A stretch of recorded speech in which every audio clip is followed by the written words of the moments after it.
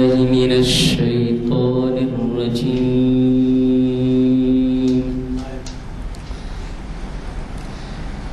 بسم الله الرحمن الرحيم.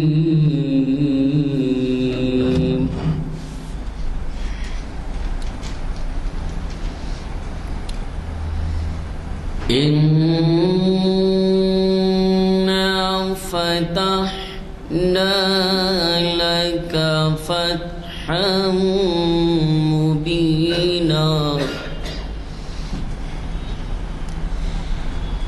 ليغفر لك الله ما تقدم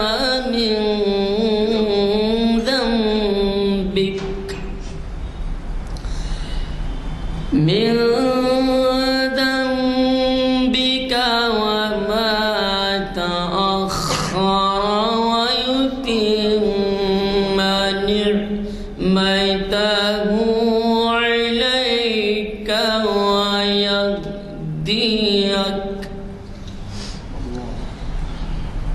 ويهديك صراطا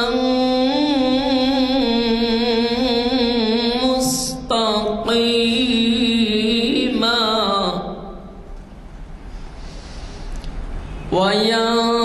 وينصرك الله نصرا عزيزا.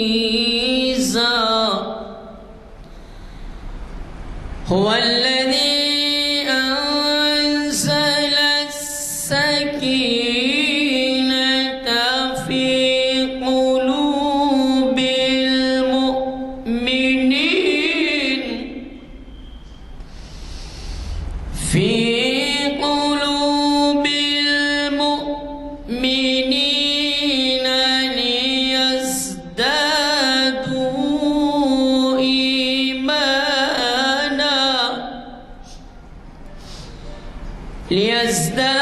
ليزدادوا إيمانا مع إيمانهم ولله جنود السماوات والأرض وكان الله عليما حكيما. صدق الله العظيم. اعوذ باللہ من الشیطان الرجیم. بسم اللہ الرحمن الرحیم. ولا تجسسوا ولا یغتبوا بعضکم بعضا. صدق اللہ العظیم. برادران کرام، یہ آیت جو میں نے تلاوت کی ہے سورہ الحجرات کی 12ویں آیت کا ایک جز ہے، ایک حصہ ہے. اللہ تعالیٰ اس آیت کے اندر مومنوں کو، مسلمانوں کو خاص طور پر اخلاق کی بلندی کے وہ اوصاف بیان فرماتے ہیں جس کو سمجھنے اور اس پر عمل کرنے کی ہر ایک مسلمان مومن کو ضرورت ہے. آیت کے ابتدائی حصے میں اللہ تعالیٰ خاص طور پر مسلمانوں سے مخاطب ہو کے فرماتے ہیں کہ یا ایھا الذین آمنوا. اس کے بعد فرماتے ہیں کہ دیکھو، کسی کی عیب جوئی مت کرو، کسی کو برے الفاظ سے نہ یاد کرو. اور اس آیت کے اندر جو میں نے تلاوت کی ہے ولا تجسسوا، کسی کے عیب کو ڈھونڈتے مت رہو، کسی کے اندر کوئی خامی کو تلاش مت کرو، چاہے وہ کوئی بھی ہو، رہنما، مبلغ، کوئی لیڈر. اس کے اندر اس بات کو ڈھونڈنے کی کوشش مت کرو کہ اس کی خامیاں کیا ہیں، اس کی کمزوریاں کیا ہیں، اس کا تجسس مت کرو. اور کبھی کسی کی غیبت نہ کرو. وَيَغْتَبُ بَعْضُكُمْ بَعْضًا. اور اپنے بھائیوں میں کبھی کسی کی غیبت نہ کیا کرو. غیبت کے تعلق سے قرآن مجید کی دوسری آیتوں میں اور احادیث کے اندر صاف طور پر یہ بات واضح ہے. اور اس آیت کے آخری حصے کے اندر جو سورہ الحجرات کی 12ویں آیت کا آخری حصہ ہے، اللہ تعالیٰ متنبہ فرماتے ہیں کہ دیکھو تم اگر کسی کی غیبت کرو گے تو وہ ایسا ہے جیسے اپنے مردار بھائی کا گوشت کھانا۔ کون پسند کرے گا اس کو کہ اپنے مردار بھائی کا گوشت کھائے؟ اللہ تعالیٰ کو اس میں فرماتے ہیں فقرت تم ہو، کوئی اس کو پسند نہیں کرے گا اور کوئی اس کو نہیں چاہے گا، لہٰذا اس سے اجتناب بچو۔ جس طریقے سے اپنے مردار بھائی کا گوشت کھانے سے آپ اجتناب کرتے ہو۔ اور یہ غیبت تو واضح ہے، غیبت کے معنی جب کبھی کسی میں کچھ برائی ہوتی ہے، خامی ہوتی ہے، کمزوری ہوتی ہے تو اس کا اظہار کرنا، یہ خود غیبت ہے اس شخص کی غیر موجودگی میں۔ اگر وہ موجود ہے آپ اصلاح کے لیے اس کی خامی کو بتلائیں، نشاندہی کریں تو یہ موجود حسن ہے، لیکن اس کے پیٹھ پیچھے ایسا کہنا وہ غیبت کہلاتی ہے۔ اور آگے اللہ تعالیٰ فرماتے ہیں کہ اللہ سے ڈرتے رہو، واتقوا اللہ ان اللہ تواب رحیم، اللہ تعالیٰ سے ڈرتے رہو کیونکہ اللہ تعالیٰ ہماری غلطیوں کو، ہماری توبہ کو قبول کرنے والے ہیں، معاف کرنے والے ہیں۔ اللہ تعالیٰ ہم سب کو ان اوصاف کو اپنانے کی توفیق نصیب عطا فرمائے اور ہم کو اس بات کی لوگوں تک پہنچانے کی جستجو کرنے کی ضرورت ہے۔ اللہ تعالیٰ ہم سب کو ان باتوں پر عمل کرنے کی توفیق نصیب عطا فرمائے۔ آج کے لیکچر کے تعلق سے الحمدللہ آج اقبال شناسی کے محفل میں جو 1093ویں نشست ہے جو جامع مسجد عالیہ گن فاؤنڈری میں بعد نماز عصر منعقد ہو رہی ہے، کانفرنس ہال میں آج 26 اکتوبر ہے، اور ہمارے جانب پہچانے مشفق رہنما تعمیر ملت کے صدر جناب ضیاء الدین نیّر صاحب مخاطب فرمانے والے ہیں، اور ان کا موضوع ہے ضیاء ذوق و شوق ایک مطالعہ اقبال کی نظریات کی روشنی میں۔ میں گزارش کرتا ہوں کہ نیّر صاحب تک تشریف لائیں اور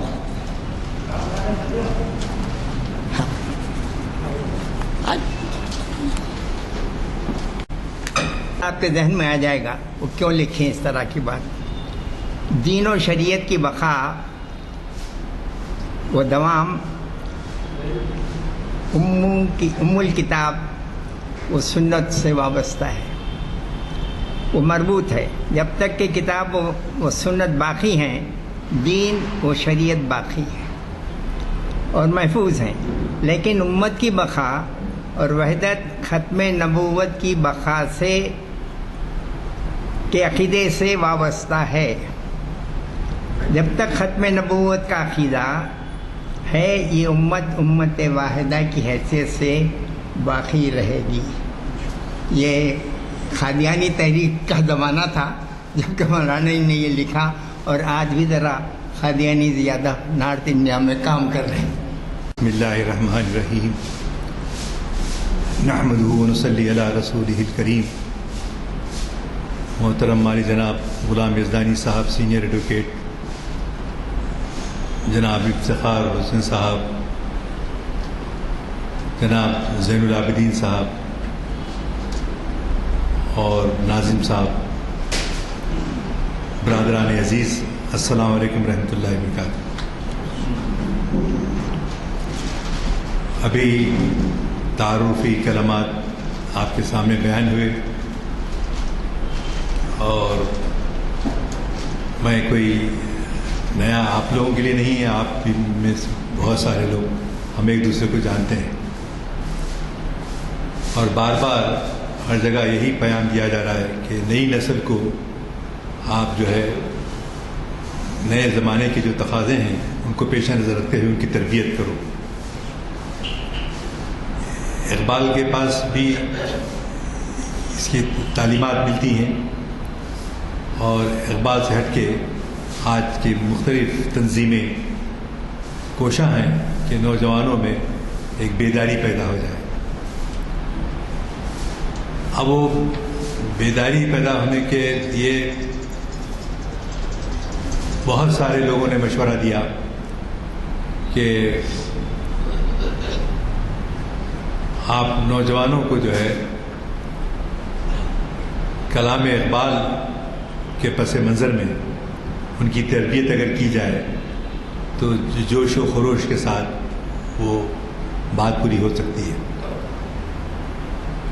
ویسے عنوان کے لحاظ سے تو یہ بات آپ میں سے پہلے بھی کبھی سنا ہوگا، اور یہ ہے کہ 1931 میں علامہ اقبال جو ہے لندن گئے تھے راؤنڈ ٹیبل کانفرنس میں شرکت کے لیے،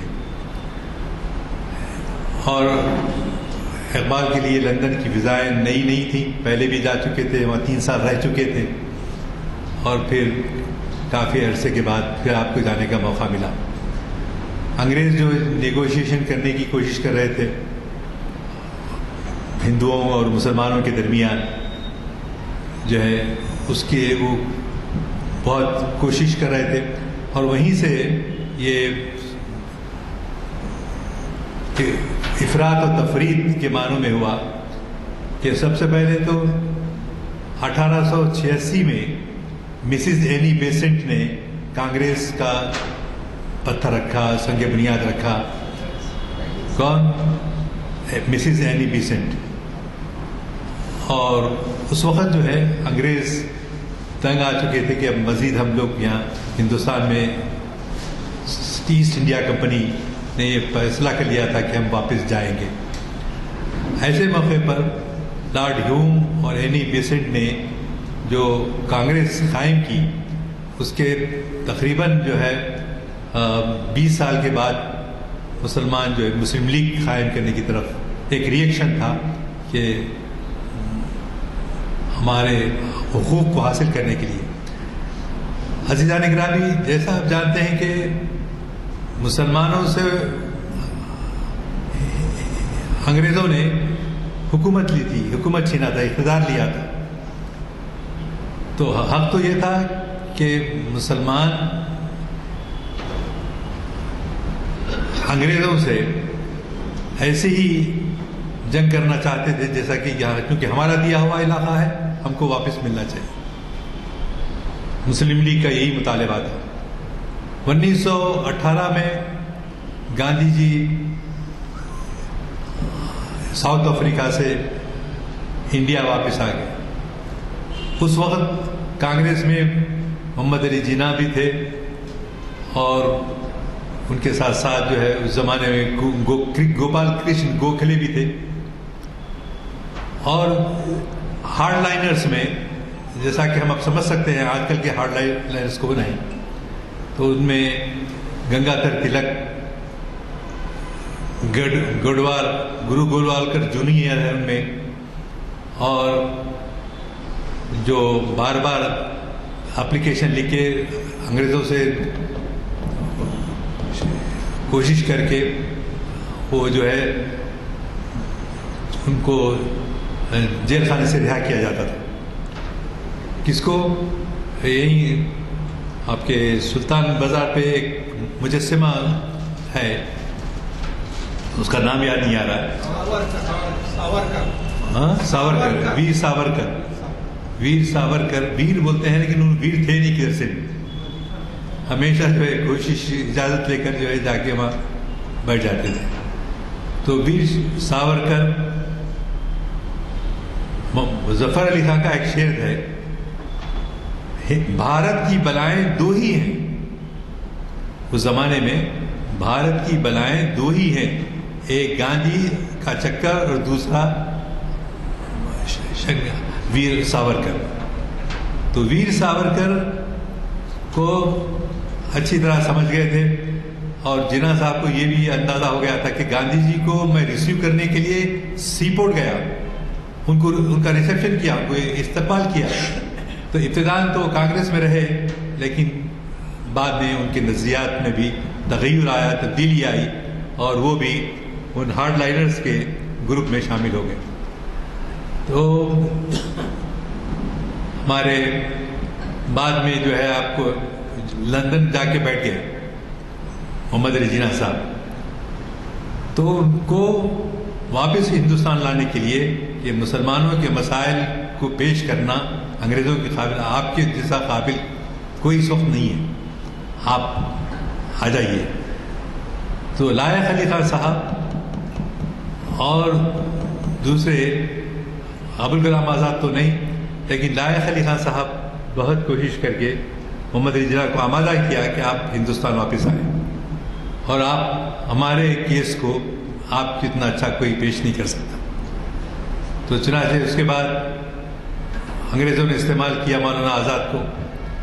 مولانا آزاد کیا تھے؟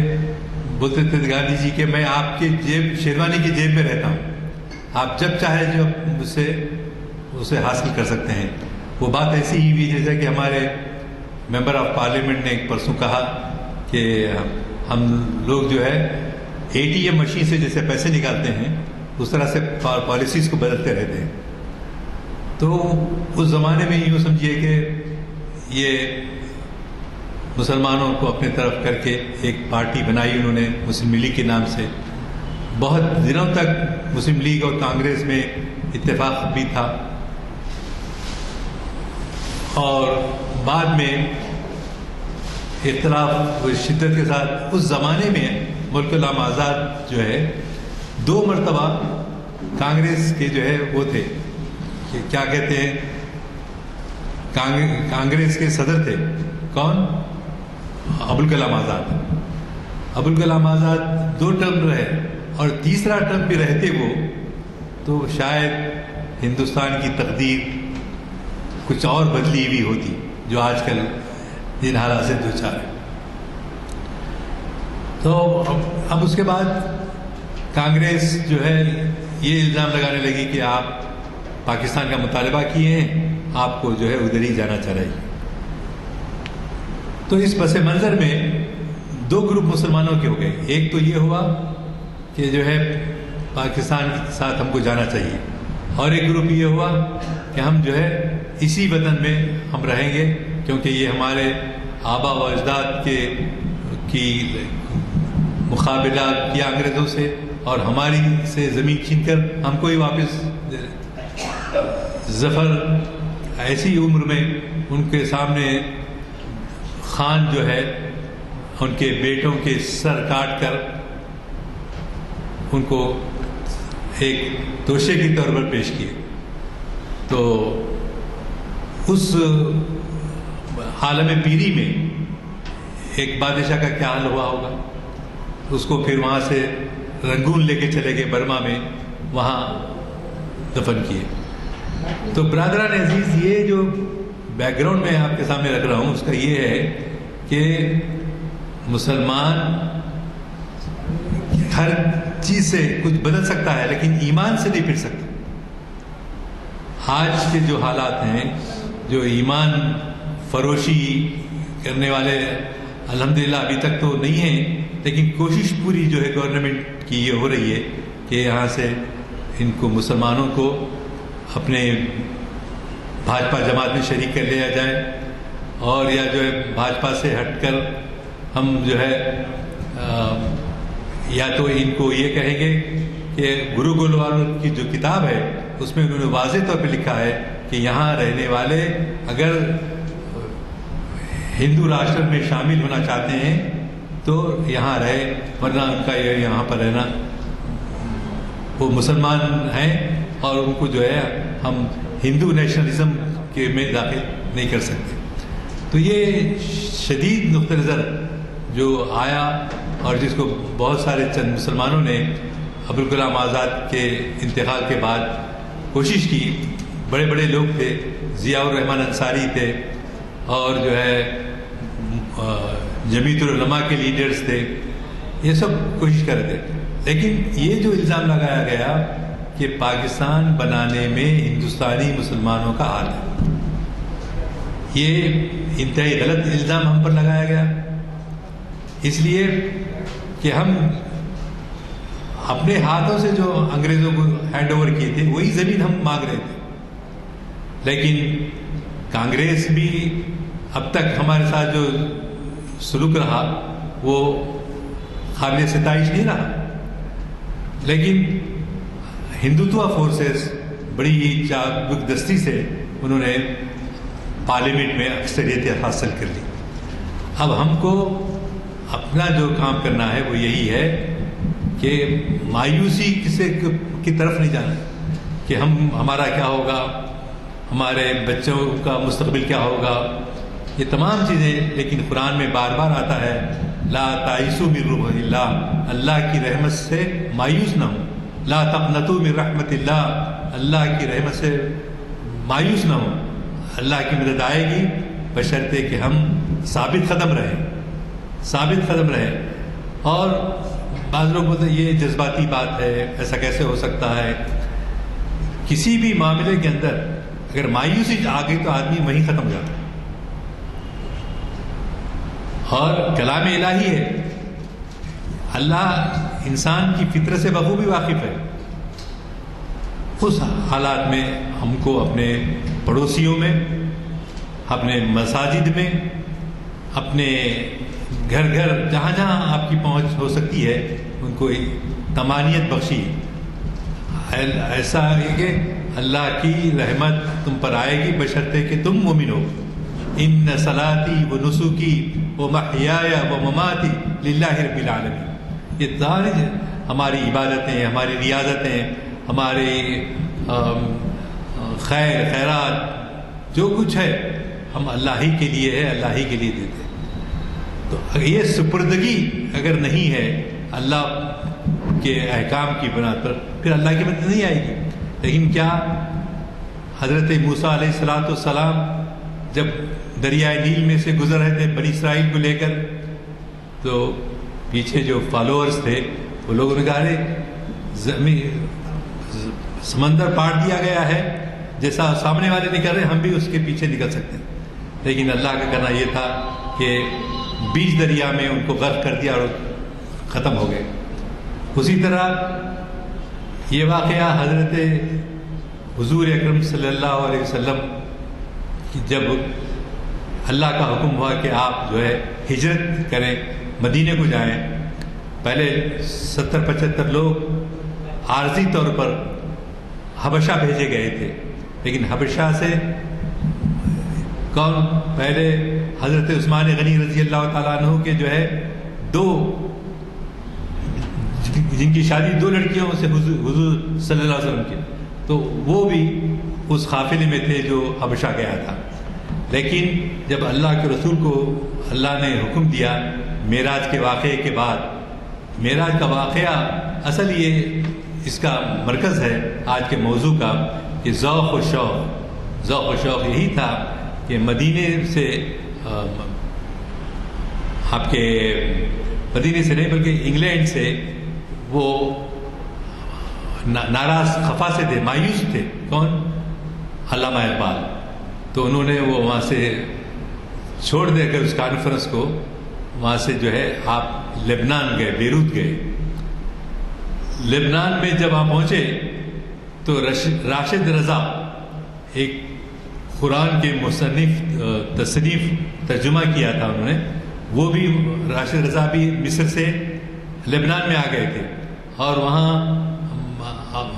علامہ اقبال بھی پہنچے اور دیگر لوگ پہنچے، جس میں محمد علی جوہر نے یہ کہا تھا کہ میں اپنے وطن کو غلام کی حیثیت سے جانا نہیں چاہتا.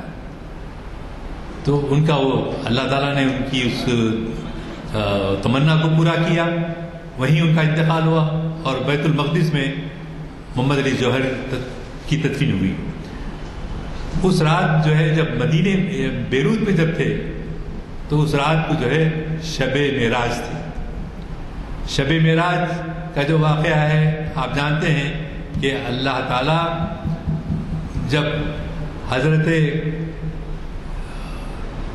حضور اکرم صلی اللہ علیہ وسلم سے اس نتیجے پر پہنچے سرکار کہ حضرت ابو طالب نے کہا بیٹے دارالندوہ میں فیصلہ ہوا ہے، آپ کو جو ہے وہ لوگ شہید کرنا چاہتے ہیں.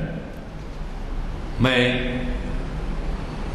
تمہارا چچا ہوں، تمہارے دادا نے مجھے تمہاری ذمہ داری سونپی، تو تم جو ہے مجھے کیا کرو، ایسا نہ کرو کہ اتنا بوجھ نہ ڈالو کہ میں اس کو نہ سہار سکوں، اٹھا سکوں اس بوجھ کو. یہ دارالندوہ ایک وہاں کی اس زمانے کی اسمبلی تھی جس میں بڑے بڑے لوگ یہ سب سو کال آپ کے ابو جہل، ابو لہب اور جتنے سرکردہ وہ تھے، وہ سب لوگوں کا فیصلہ ہوا کہ یہ اسلام ختم ہونے کو نظر نہیں آ رہا، لہٰذا ہم کیا کریں، ہم جو ہے محمد صلی اللہ علیہ وسلم کو نعوذ باللہ شہید کر دیں، قتل کر دیں۔ یہ فیصلہ ہوا۔ کب ہوا یہ فیصلہ؟ معراج سے واپس ہونے کے بعد۔ معراج کا واقعہ جو لوگ مکہ گئے ہیں ان کو یہ سمجھ میں آئے گا کہ جہاں جنت المالا ہے، جہاں کا بڑا قبرستان ہے جو کعبے سے، حرم شریف سے لگا ہوا یہ علاقہ ہے، جہاں ایک ہی ام المومنین حضرت صدیقہ حضرت ختیجہ رضی اللہ تعالیٰ عنہ وہاں پر آرام فرما ہے۔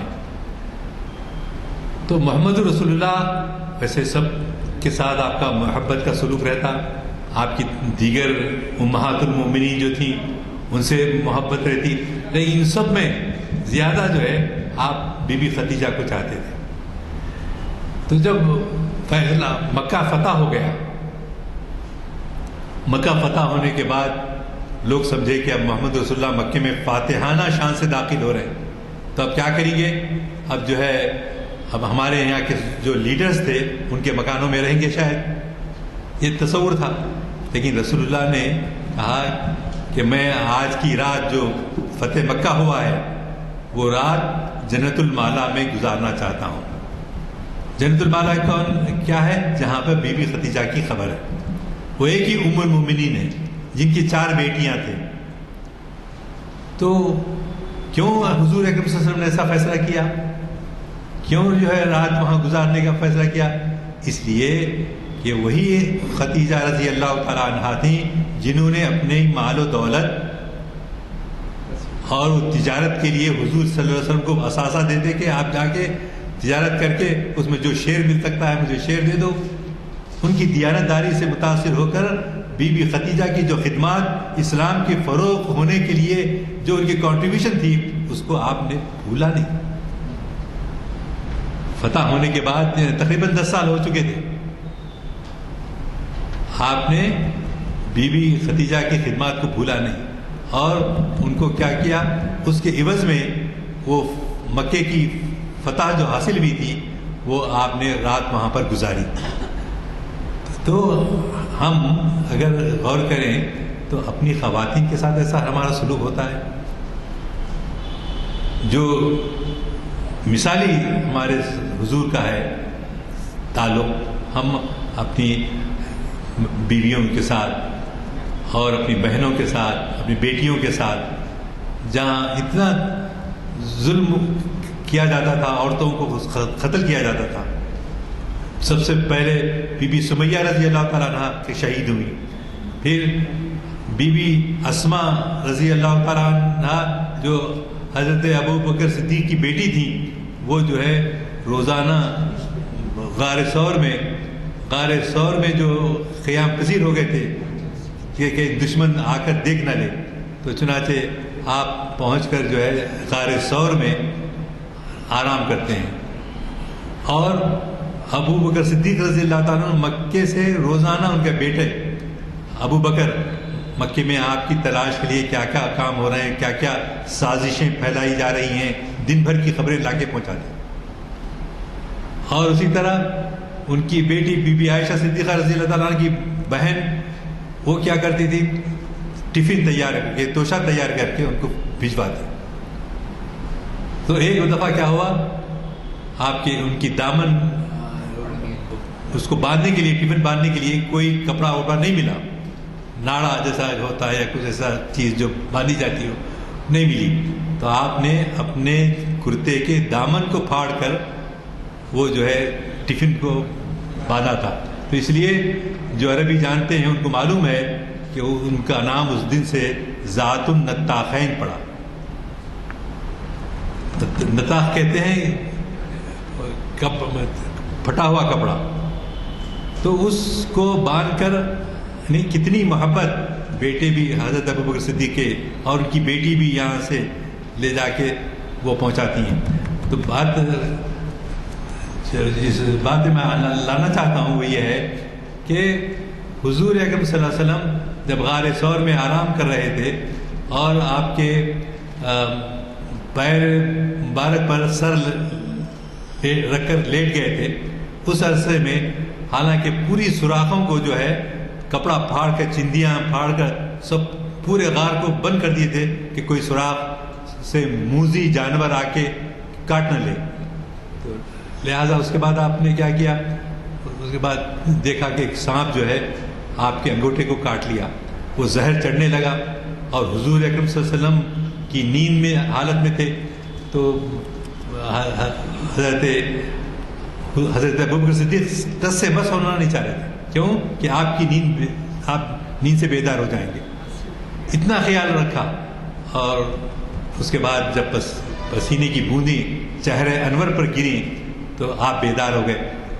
کیا ہوا ابو بکر؟ پریشان نظر آتے ہو کیا؟ نہیں حضور، دشمن جو ہے غار کے قریب تک آ پہنچا ہے، مجھے اندیشہ یہ ہے کہ کہیں ان کو ہماری منزل جو ہے اس کا پتہ نہ چل جائے، اس لیے میں پریشان ہوں. تو آپ نے جو بات کی اور قرآن میں ہے، لہذا ہم کو اس پہ یقین کرنا چاہیے. کیا کہا؟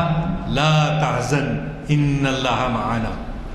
رنجیدہ نہ ہو، اللہ کی معیت ہمارے ساتھ ہے، اللہ ہمارے ساتھ ہے.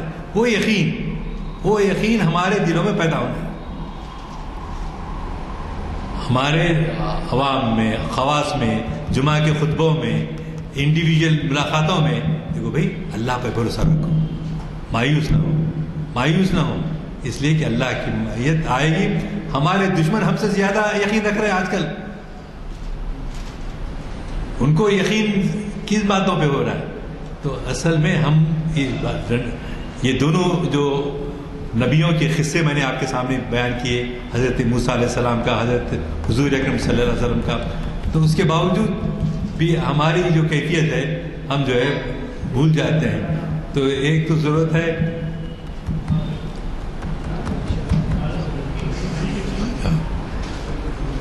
میں سمجھا کہ میرا وقت ختم ہو گیا. ٹائم ہے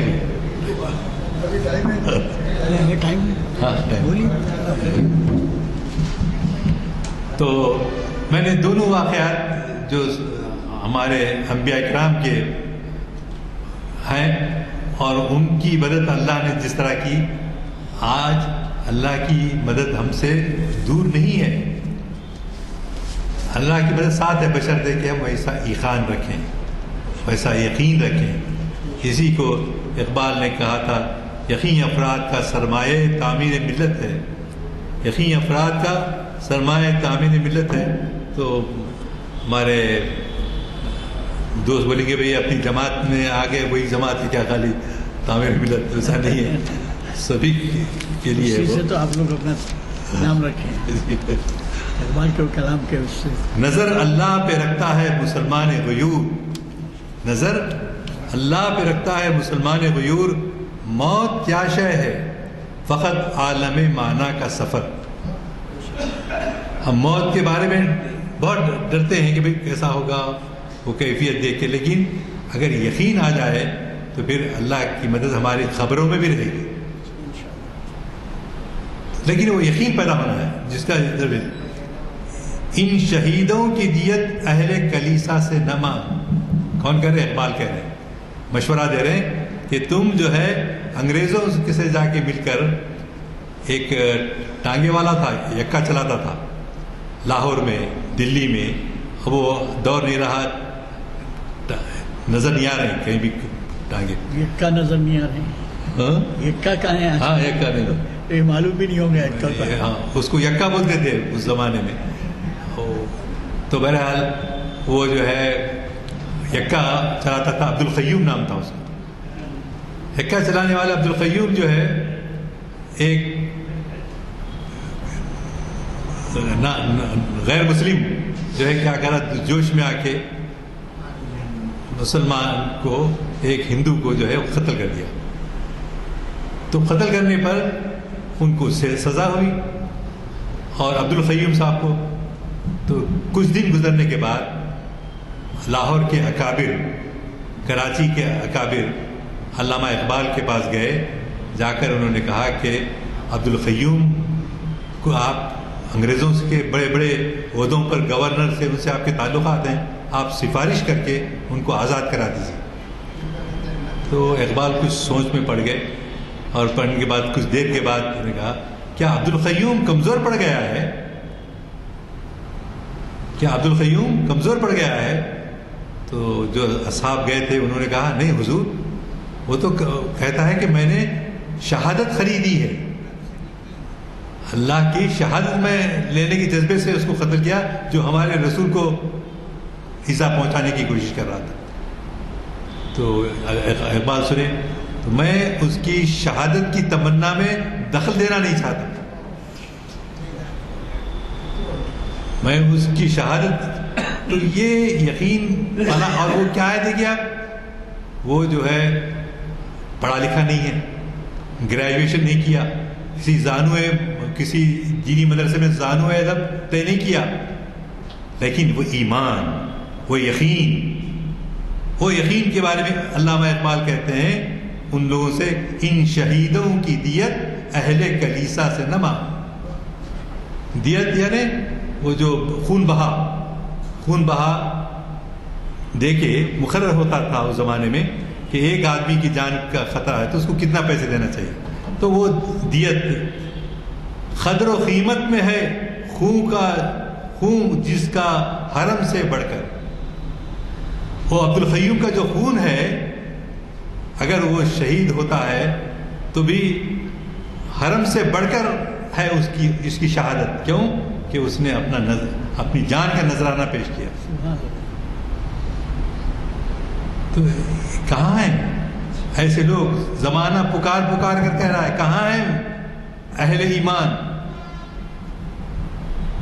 تو اللہ کے فضل سے ہوں گے، ہندوستانی مسلمان بھی ہوں گے انشاءاللہ، ہم لوگوں کو بھی شہادت کا موقع ملے گا۔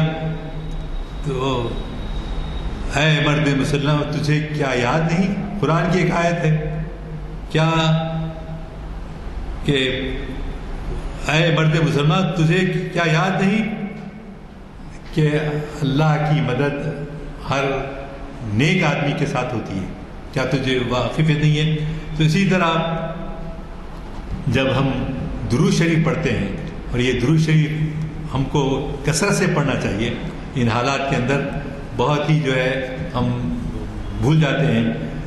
چوں بنام مصطفیٰ خانم درود، چوں بنام مصطفیٰ خانم درود، از خجالت آپ می گردد وجود، عشق می گوید کیا ہے محکوم غیر، سینہ تو از بتا مانند دیر، تانداری محمد رنگ بو، از درود میالا نام او، یعنی جو چوں بنام مصطفیٰ خانم درود، جب ہم مصطفیٰ محمد صلی اللہ علیہ وسلم کی شان میں گستاخ درود بھیجتے ہیں تو از خجالت آپ میں گردد وجود، شرمندگی سے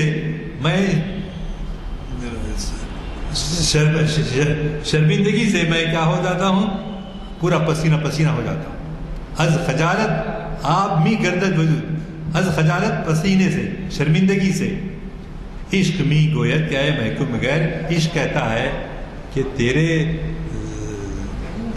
سینے میں جو ہے ایک بت بنا ہوا بیٹھا ہے، کئی جو ہے بت ہیں، اب جیسا کروڑوں ان کے خدا ہوتے ہیں جی، ہر قسم کے، ہر 15 دن کو 8 دن کو آپ دیکھتے کچھ نہ کچھ چلتے رہتا، تو اس سے ہم کو کچھ نہیں، لیکن عشق می گوید کیا ہے محکوم غیر، لیکن عشق کیا کہتا ہے، تو کسی اور کا محکوم ہے، تو محمد رسول اللہ کا چاہنے والا، اللہ کا چاہنے والا نہیں ہے، تو جو ہے عشق می گوید کیا ہے محکوم غیر، سینہ تو از بتا مانند دیر، اس لیے کہ تیرا سینہ، دیر کس کو کہتے ہیں، ٹیمپل کو کہتے ہیں، ٹیمپل میں جو ہے بتا، جیسا ٹیمپل میں بت بیٹھے ہوئے رہتے ہیں ویسے تیرے سینے کے اندر بت بیٹھے ہوئے ہیں، جن کو تو نکال پاش کر دے۔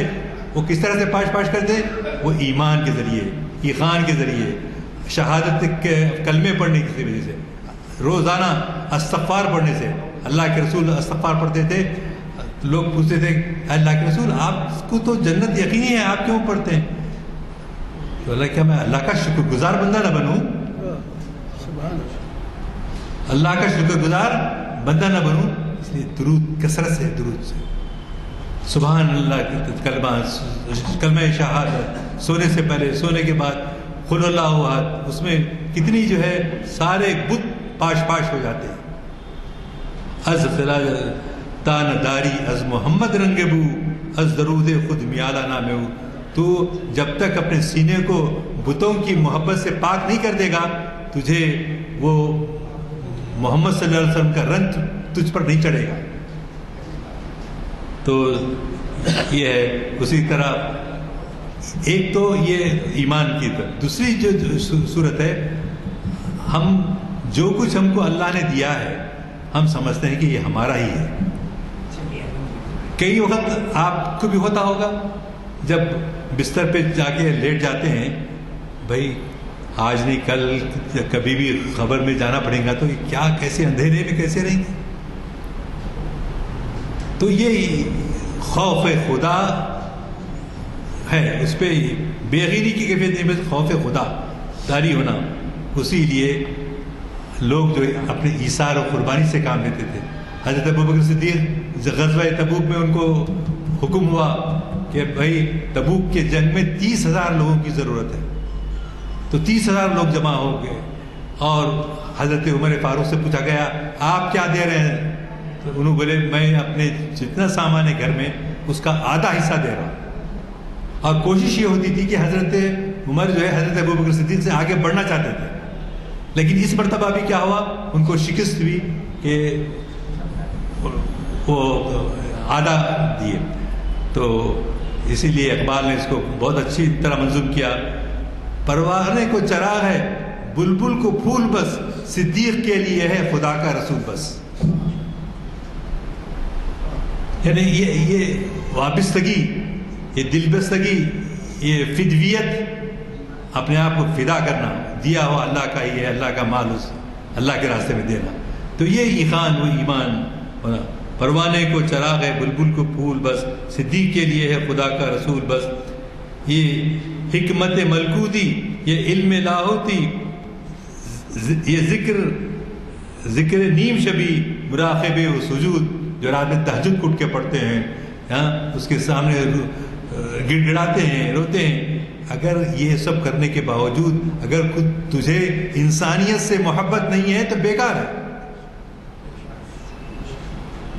انسانیت سے پیار نہیں ہے، کوئی جو ہے محتاج ہے، اس کی انسانیت، اس کی غربت کا احساس اگر ہم کو نہیں ہے تو سب یہ چیز تیری خودی کے نگاہ میں نہیں تو کچھ بھی نہیں.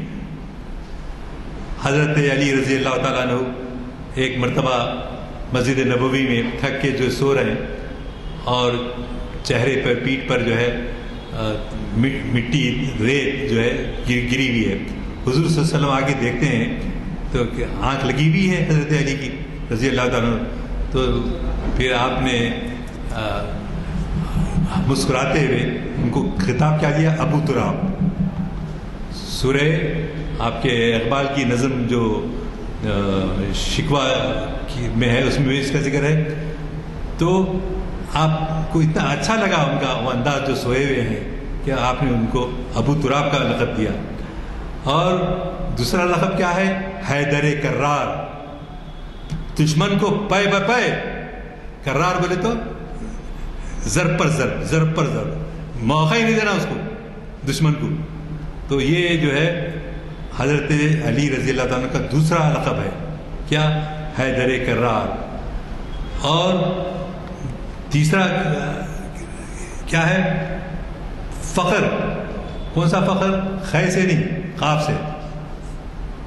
یعنی فخر غربت ہے تو اس کی پرواہ نہیں ہے، گھر میں کھانا جو کچھ ہے مہمانوں کو کھلا کے خود بھوکے سونے والے جی.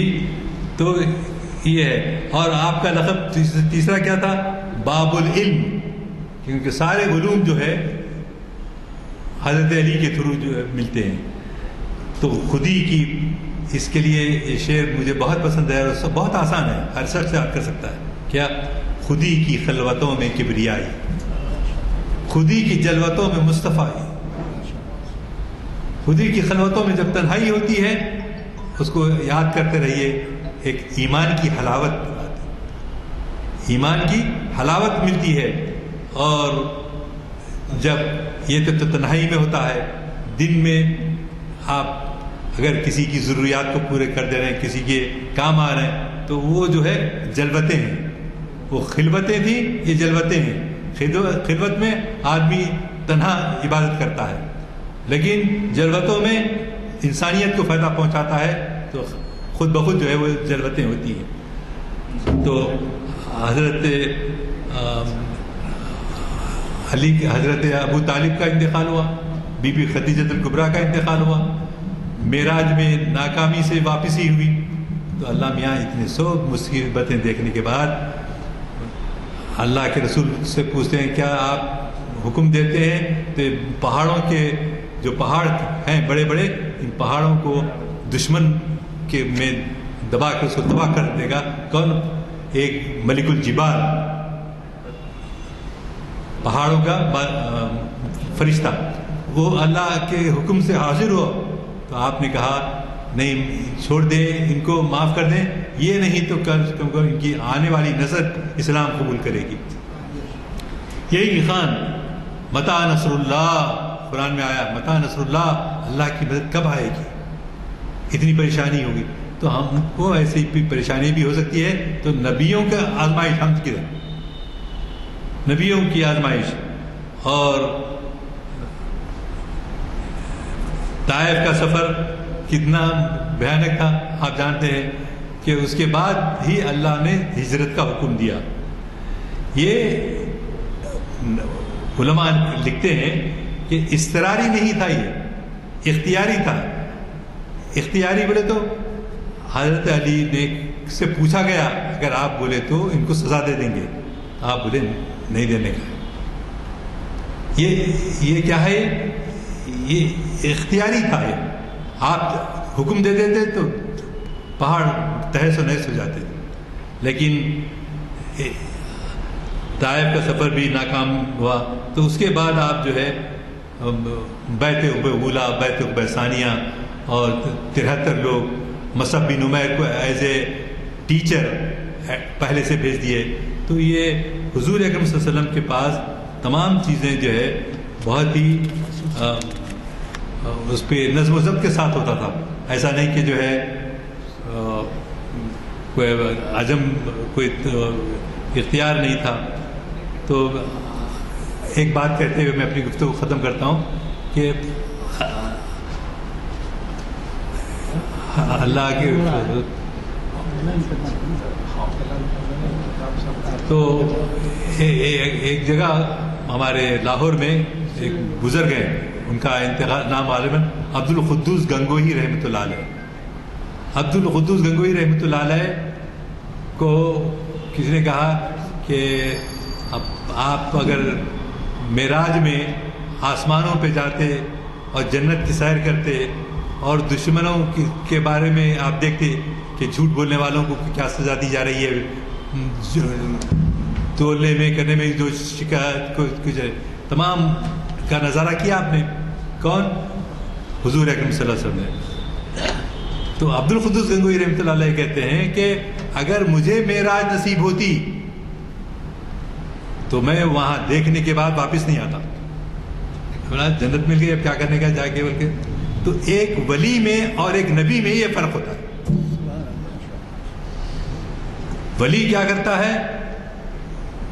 واپس آنا نہیں چاہتا، وہیں کھو جانا چاہتا ہے. نبی اللہ کا حکم ہے واپس آتا ہے، کیونکہ اس کو محبت ہے انسانیت سے.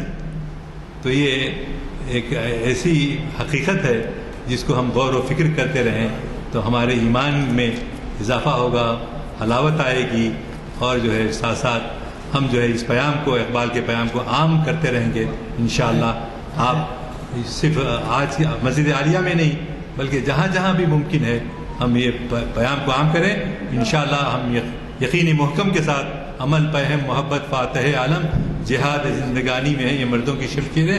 وآخر دعواہم ان الحمدللہ رب العالمین.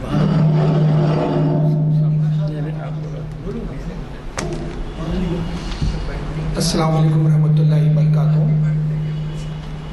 حاضرین، 12 ربیع الاول کو ایک میری کتاب کا اجرا ہوا ہے دارالسلام کے نعتیہ مشاعرے میں، اور کتاب کا جو عنوان ہے منظوم اسماء حسنہ، جو اللہ کے 99 نام ہیں اس کو میں نے کوشش کی کہ اشعار کی شکل میں لکھا جائے ایک ہی بحر میں۔ اس کے علاوہ 99 نام کے جو فضائل ہیں کس طریقے سے پڑھے جائیں قرآن اور حدیث کی روشنی میں، وہ یہ کتاب ہے۔ تو یہی عنوان سے انشاءاللہ پیر کے روز یہاں پر لیکچر ہوگا، جس کا عنوان بھی وہی ہے منظوم اسماء حسنہ یہاں پر، کیونکہ بخاری شریف کی حدیث ہے جس آدمی کو 99 نام یاد ہوں گے اور اس پہ عمل کرے گا تو انشاءاللہ وہ جنت میں جائے گا۔ اب کیونکہ آج کل کے حالات کے حساب سے بچپن میں جیسے دعاؤں کی کتابیں رہتے تھے، پڑھانے والے رہتے تھے، ہم پڑھنے والے رہتے تھے، تو وہ طریقہ کم ہے۔ تو میں نے کوشش کی ہے کہ اس کی جو افضلیت ہے، جو فضیلت ہے، وہ اردو کے علاوہ انگریزی میں بھی لکھا ہوں۔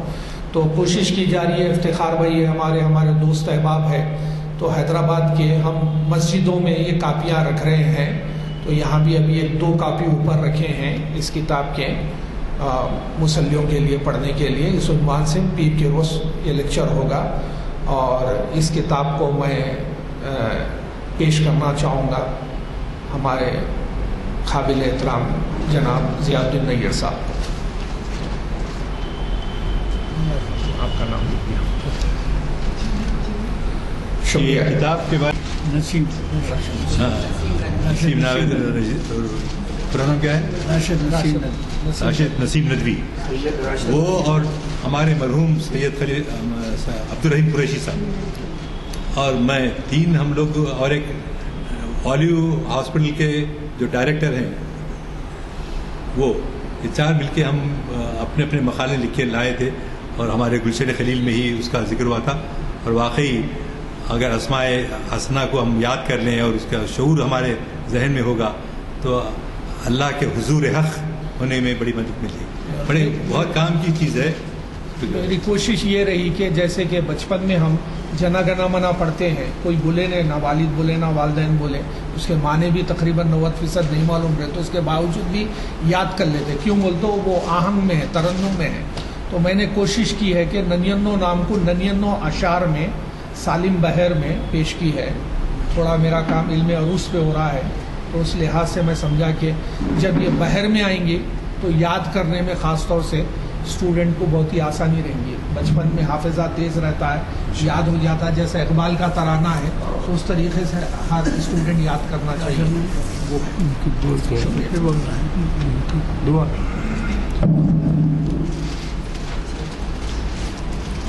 اللهم صل على سيدنا وشفيعنا نبينا وحبيبنا ومولانا محمد بارك وسلم.